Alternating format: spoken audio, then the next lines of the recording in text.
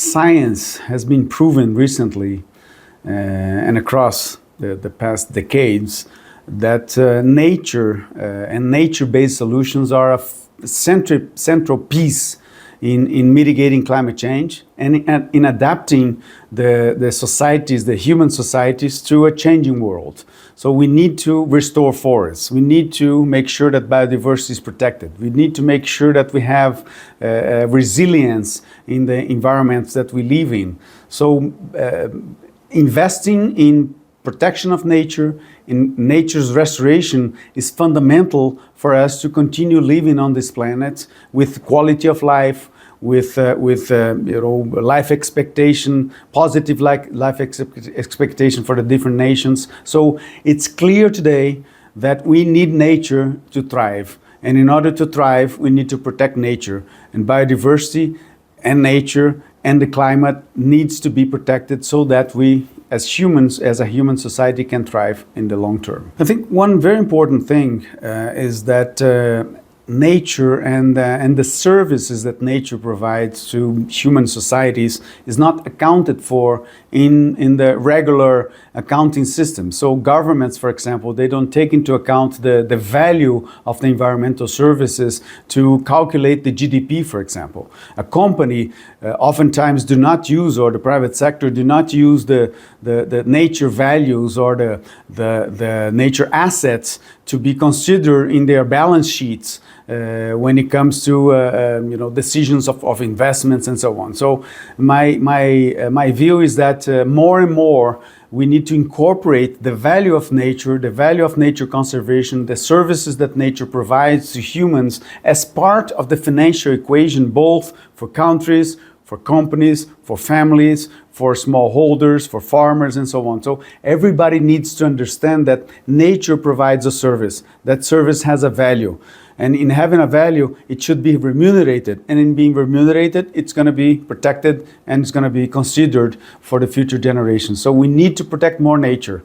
But in order to protect more nature, we need to invest in that protection. And one way to do so is making sure that the accounting systems globally consider the value of nature into the calculations of the value of products, of services, and of policies. I'd have a call to action for different groups. First of all, for individuals. I think individuals need to, first of all, understand the importance of nature for their day-to-day life.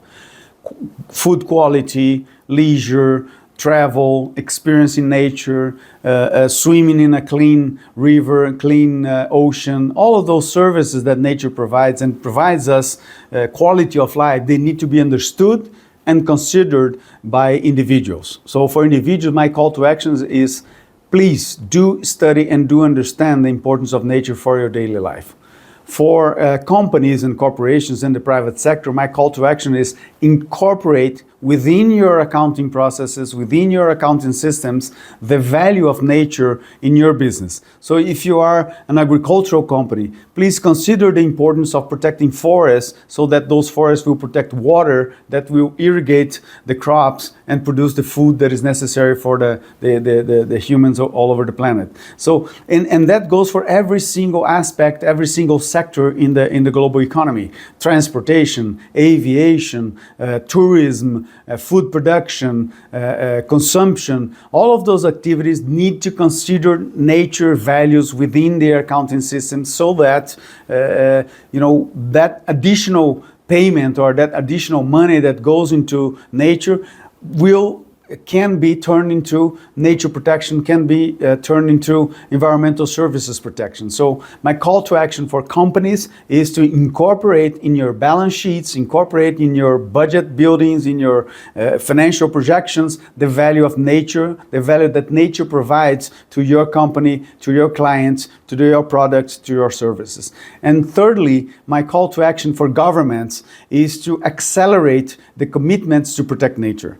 I think we are in a very risky situation globally with climate change. We are losing biodiversity at a speed never seen by humans before. So we need to incorporate and make sure that governments act over the protection of nature, increase the investments into and the policies that would protect nature vegetation, for example, that would protect the oceans, that would demand from the private sector protocols and processes that would reduce the pollution, that would reduce emissions, carbon emissions and other types of emissions. So governments, please do regulate and do punish those that are harming nature, and do stimulate and incentivize through public policies those that are protecting and benefiting nature.